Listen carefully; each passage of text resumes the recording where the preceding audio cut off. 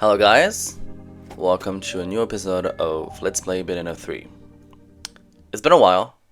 I've been really busy with life in general.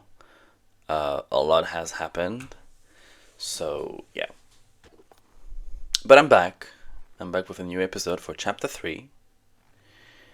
And it's the last chapter for the Japan section. So there's gonna be one section done, pretty much. So it's pretty cool. We're moving along. This chapter is pretty busy with collectibles in general. A lot of collectibles in different sections and different parts of the chapter, and the way verses are spread in general are pretty quote-unquote weird. Here is our first verse. This is the Heavenly Light, but it's not the most accessible one yet. Well, it's kind of weird, but whatever. First verse. The time requirement is extremely high. I don't know why they want you to be so fast in those verses where you have to fight like angels and stuff. So you could literally see me just like trying to do as much damage as I can with like AoE attacks with a 360 punch attack. And I think I barely made it for the time requirement, which is like 30 seconds something. I think I got 31. Yeah, like basically I had to be extremely fast. And during my playtest, I was so surprised, and because I forgot how strict the time requirements were for Bayonetta 3 in general. But nothing too crazy, nothing too hard. And we're gonna move along with the second Umbran Tear of Blood. It's not hard, but it's just tricky. You know, the crow, basically the crow is, you just gotta intercept its trajectory. The frog is just standing there, and the cat is basically a puzzle. So I did a little cut because it took me a couple tries to get it, and here another cut because I completely forgot, but there was a cube in the down level where I thought it was going to be a collectible, right? Because I haven't played this chapter in a while, just for this episode. And actually, it's giving you platforms to go to the first verse, but you don't need those to go to the first verse. So it's so confusing. So I was like, well, gotta cut it out.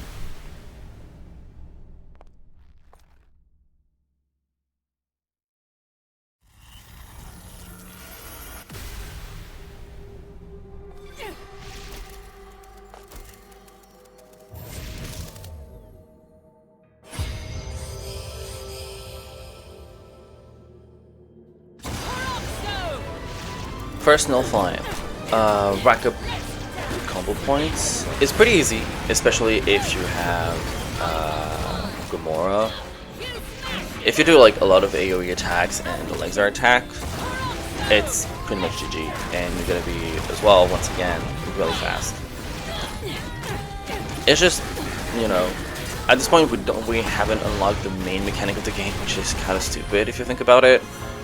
Like, we're in chapter 3 and we haven't unlocked the main mechanic of the game that makes it a lot easier for, you know, when you're trying to do pure platinum runs on a new file, on new game and not new game plus. The mechanic, the new mechanic of the game is kind of like making the game a lot easier when it comes to like time requirements and just combo points in general. Because it's just a lot of damage and a lot of combo points for literally no reason.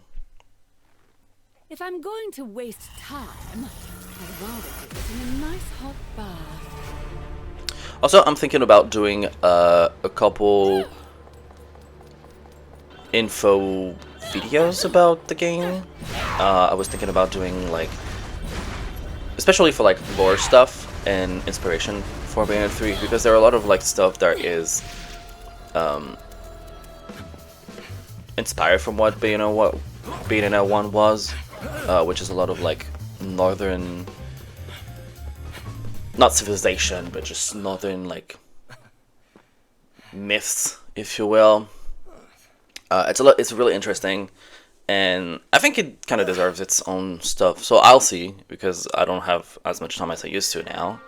But yeah, if I have the time, I'll probably do it. I think it's pretty interesting, and brought us here together. I think And it will never on YouTube it's kind of lacking like info stuff about inspiration regarding Bayonetta 3, which is, it's not as rich as Bayonetta 1, but it's still there. It's still up there. You have a lot of different stuff. It's really interesting. I spent like a couple hours just like looking it up. I learned a lot of stuff. It's pretty cool.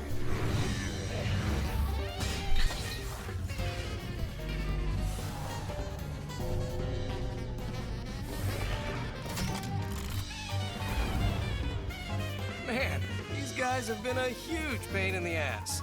Hey, how about you take care of them for me? Appreciate it, Cerecita. Wait! I see his motto is still act first, think later.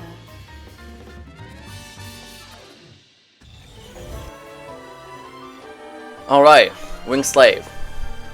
We finally unlocked the two main mechanics. Well, the main mechanic, which is Winged Slave, and then Assault Slave, which is basically witch time, but not really witch time, because it's basically, instead of witch timing, you're using the demon summoning button, and it's basically a counter attack, which is pretty cool. But you can activate witch time and Assault Slave at the same time.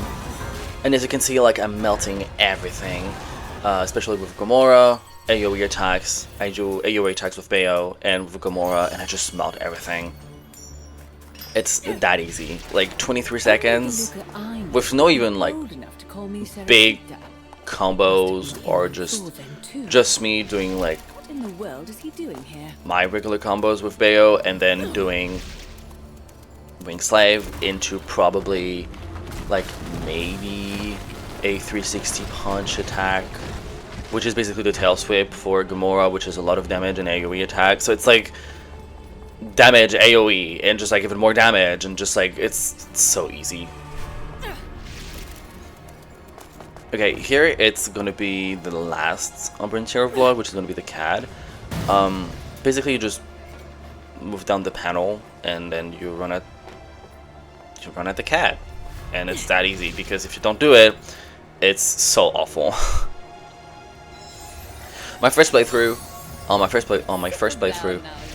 the CAD puzzle, this one especially, was a nightmare. It was really bad. Because I didn't know and I did not understand that it was a puzzle at first. I was like, well, let me just like run after him. You're just full of tricks, aren't you?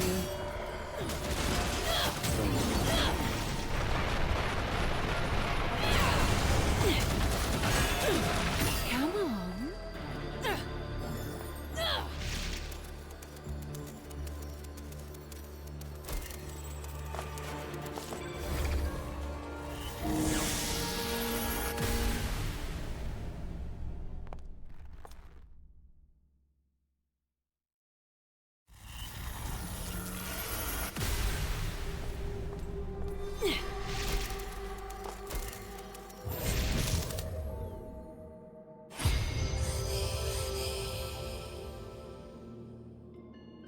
Alright, second Nilfheim of the chapter.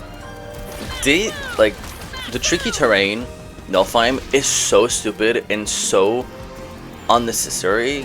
Like, you don't learn anything. Like, in Bayo 1, and Bayo 1 only, kinda in Bayo 2, but in Bayo 1, Alfheims and Muspelheim taught you something. Like in Bayo 1, you just like learn how to like dodge offset, and it taught you how to not break your combo and stuff like that. Bayo 2 kind of the same way, but like especially for arrow combos with platforms and stuff. But tricky terrain doesn't teach you anything. besides being so gimmicky of like, oh, let me activate Quick Time and use like the Umbran Spear, well, the equivalent of Umbran Spear, and just like doing the block on attack because it just moves you forward. And I thought here that I was going to be swallowed by the clouds, and it's just so much combo points required. It's just, why that? Oh, and I forgot to jump. Great. But it's just so unnecessary. There are a lot of like Nilfheim where they force you to play with certain weapons as well. I do not like it. Like, the conditions to win, or actually to beat the Nilfheim, are already hard, or at least very restricting, as they are, and then you have to play with like a specific weapon. It's like, no, please no.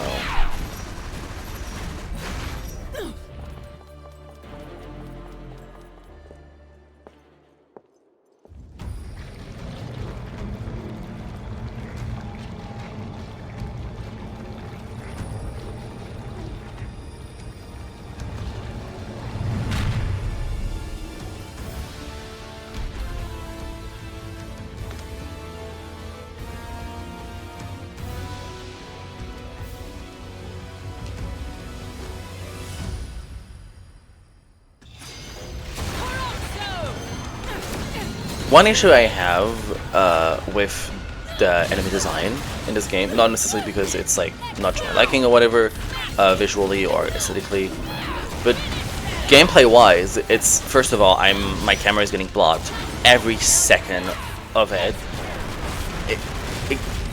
Why do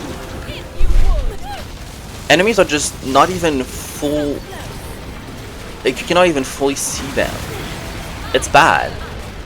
Like, I don't know where what they're doing up like with their arms and stuff. So I pretty much have to guess and preemptively use dodge with my dodge offsets and stuff, or I just know the patterns, the attack patterns, and I'm just like, okay, he's gonna do this here, he's gonna do this, and like here, thank God there is like a visual cue and an audio cue for that. And we can see it, but there's some attacks you can't see anything. Because first, the areas where you fight are so small for how big the opponent is or the enemy is. And then the attack, and just you cannot see stuff sometimes if they don't have any visual cue or audio cue. And this here, my god, I hate that. Like, I did dodge, but that got me, I got hit, and yeah, I got hit, but it doesn't count as getting hit because it's not during a verse. So I was like, you know what? I'm not gonna redo the verse, because I remember when I was recording that, oof, I genuinely did not want to redo it because it was like, it's hard already as it is.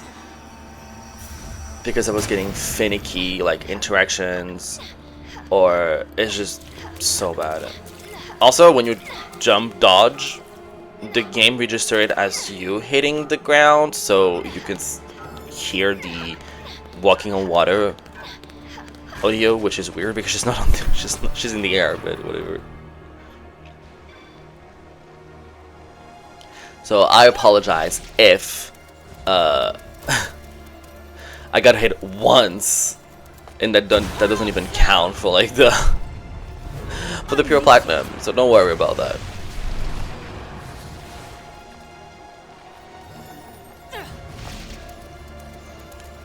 Some collectibles to get, like there are like 4 or 5 there. Like we have 3 here. Like it's just, once again, a lot of collectibles in this chapter. For whatever reason, and they put a lot of different collectibles during certain sections that are so unnecessarily hard. Like, you know, the riding spider, riding Phantasmagoria, and you have to collect collectibles. It's just like stuff. No, like the time requirement is super strict. The damage is super strict. Like I don't have time to collect collectibles and getting like pure platinum and stuff. It's a lot. It's a lot for no reason.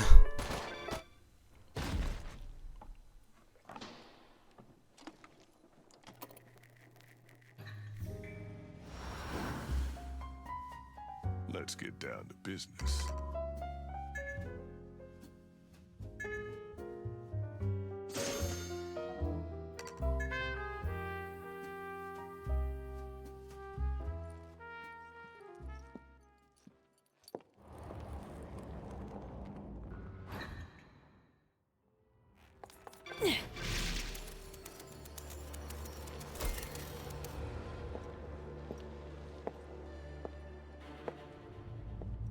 Is that...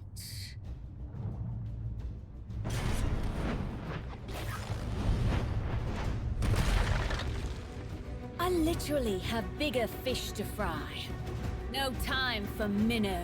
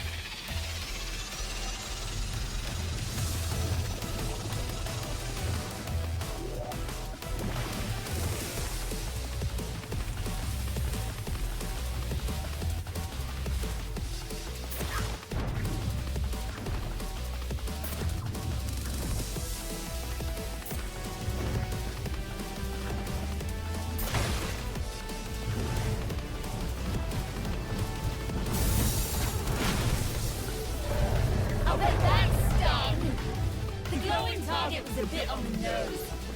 Could it be you got a bit of a masochistic streak?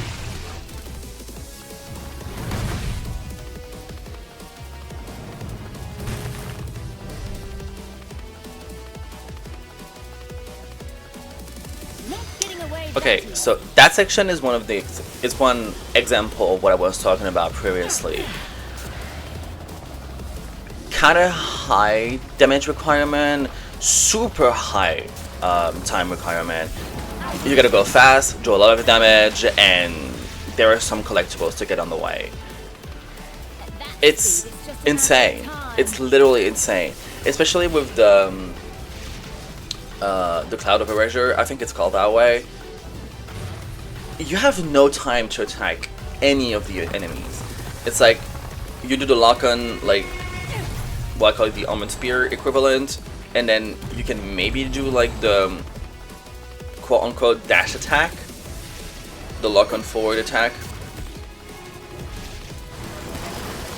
to get some of the damage that you need. Sorry. But during my playtest, I got so many times I got just swallowed by the cloud, and I was like, how do I get the damage? How do I do that section as fast as possible while getting like while meeting the damage requirements? It's so insane. It's literally insane. Like I just do this dash attack. I was like, no, the cloud's already there. I gotta go. And it took me so much time to get that section done. Like here again, I just barely hit that, and I gotta go. Here as well, you don't even see the enemies, and you gotta dodge stuff. It's just based on audio. Like you hear the bubble, and you gotta dodge in case it hits you. Like there are like maybe 5 or 6 collectibles in this section for no reason. I don't think collectibles should be in sections like that, because it kind of takes the fun out of it when you're playing casually, obviously. But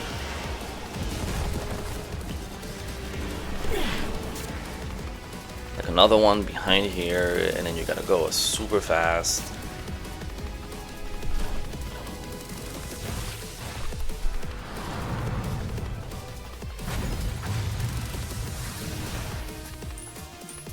Like, it doesn't seem like a lot of like combo points, like 152, but with how the section goes, it's hard to get. This fight here is pretty easy. The first phase here is pretty much do as much damage as you can, and then those snakes here do not have any audio or visual cues. You basically have to stare them like dead in the eyes and just dodge correctly or guess correctly. It's kind of insane. I don't know what this is, why the decision, like why that. Here once again you kind of dodge that thing when I got advanced within. You just mash. You just mash and you win. It's not that hard.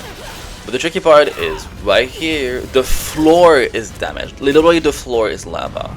Like for no reason.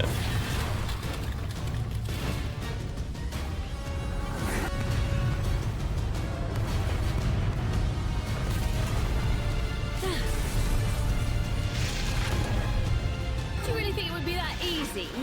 Once I see something I want, it's mine.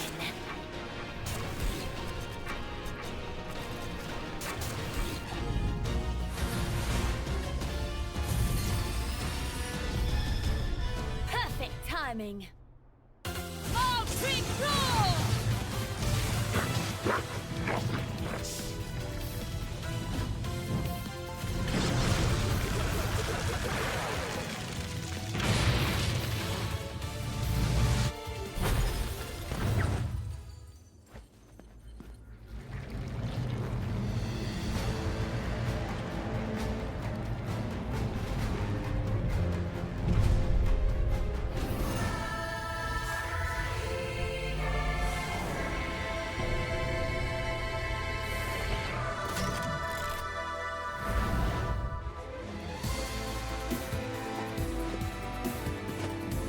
You'll pay dearly for what you've done. You cannot stop this world's ability and yours to the mutual fact.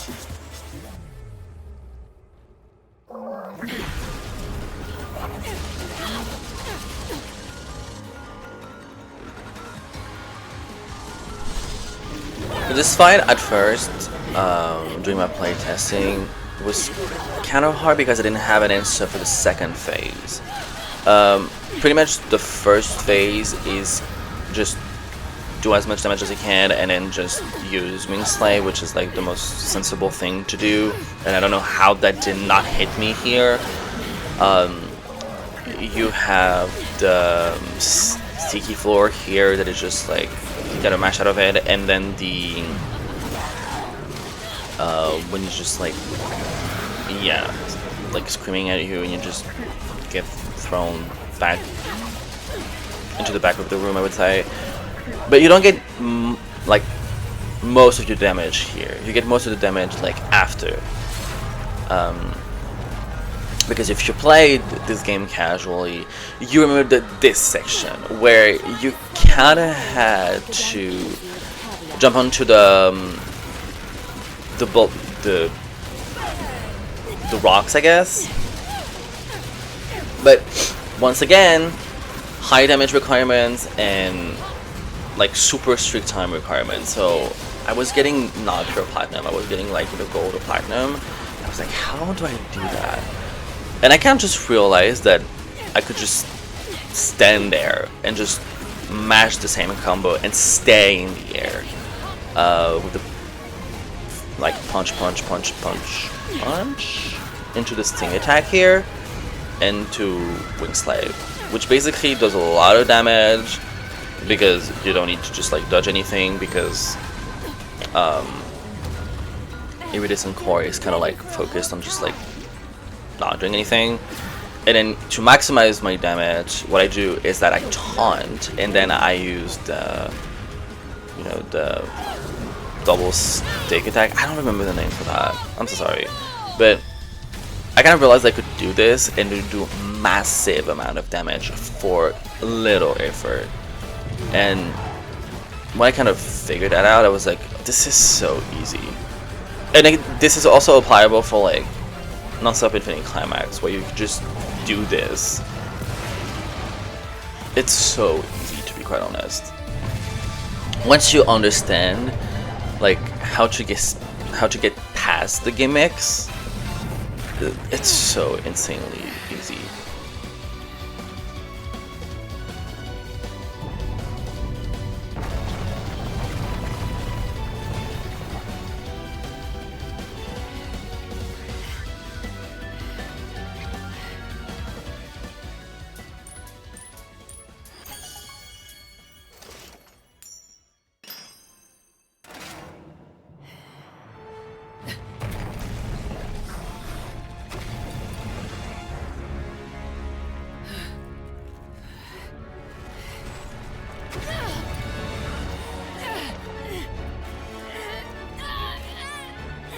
This world's oblivion is now attained, bringing it closer to rebirth.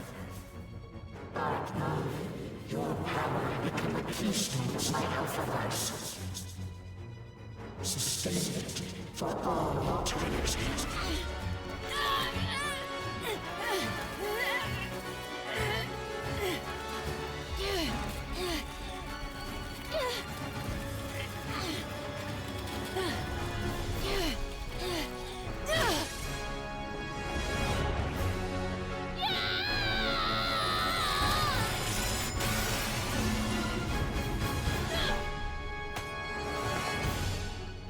It's all right.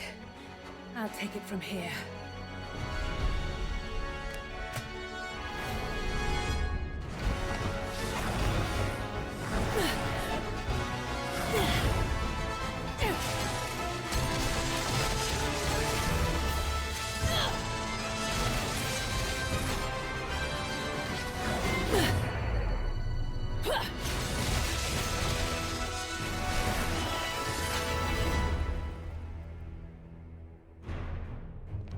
You will be avenged, I swear it. And so will Sean. I see that love has convinced you to aid him. I can't believe origin.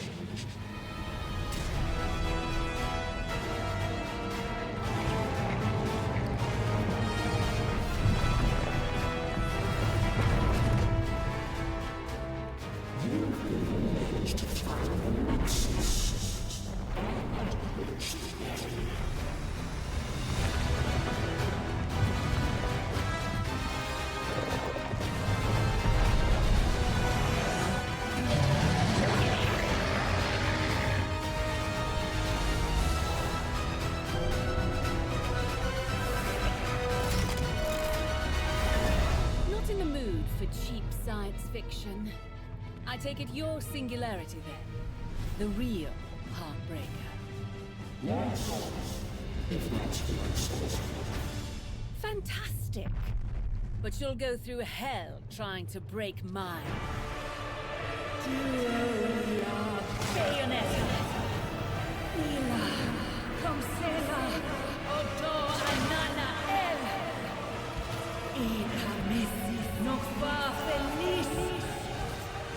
Ababa Code Leon Frost.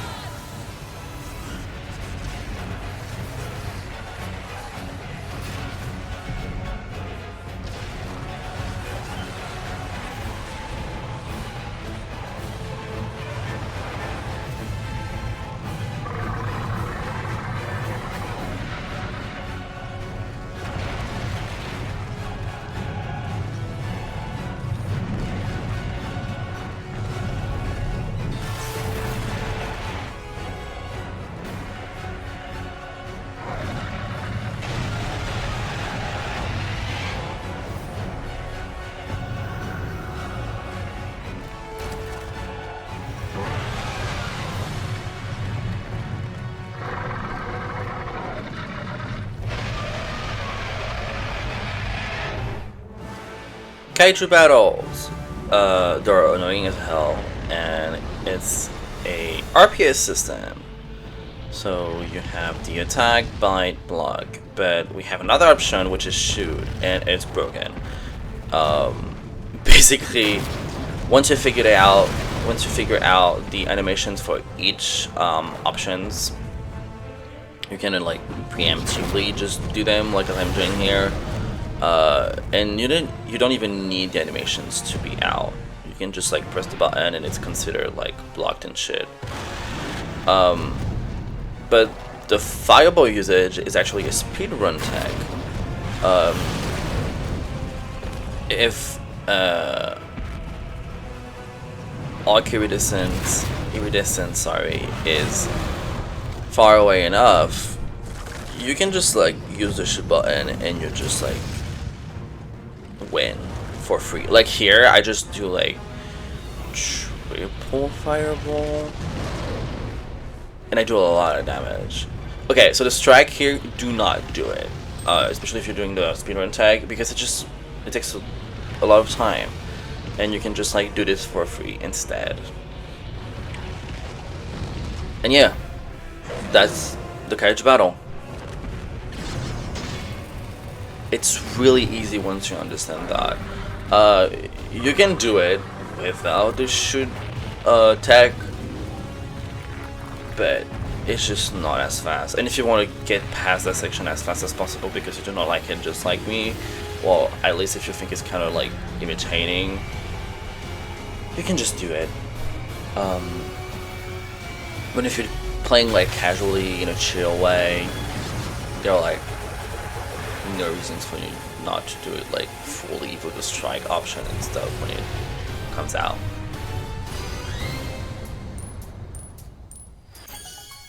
So there you go. Carriage battle done.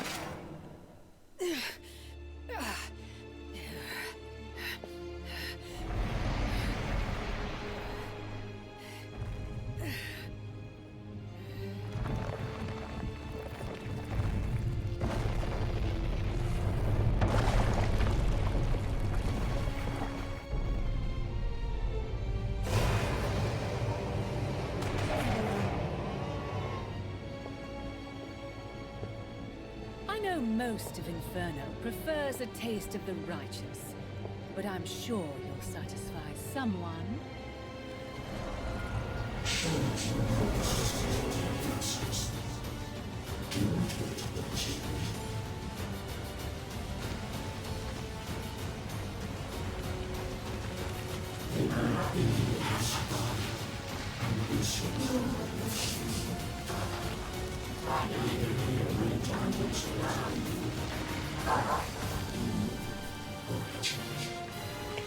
Basically, by the way, there's a typo on how they've written rendezvous.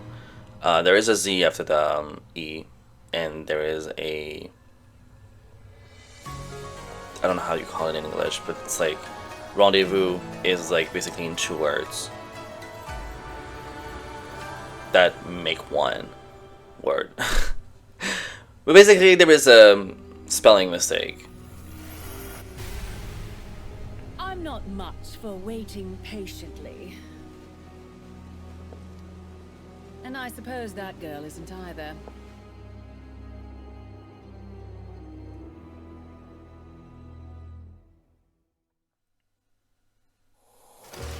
So that was chapter 3. It was kind of hard to record, but with a little bit of like outside perspective was also kind of easy. But yeah, I hope you enjoyed this new episode, and yeah, it took me a little bit of time to get that out. Also, new demon and new weapon, the yo-yos and Phantasmarania, which is probably one of the best demons out there, and the weapon, the yo-yos, are the best movement option there is out there in the game. So that was it. The next episode is going to be the Phenomenal Remnant 3, and then after that it's going to be the first chapter with Sean. So I see you there. Bye.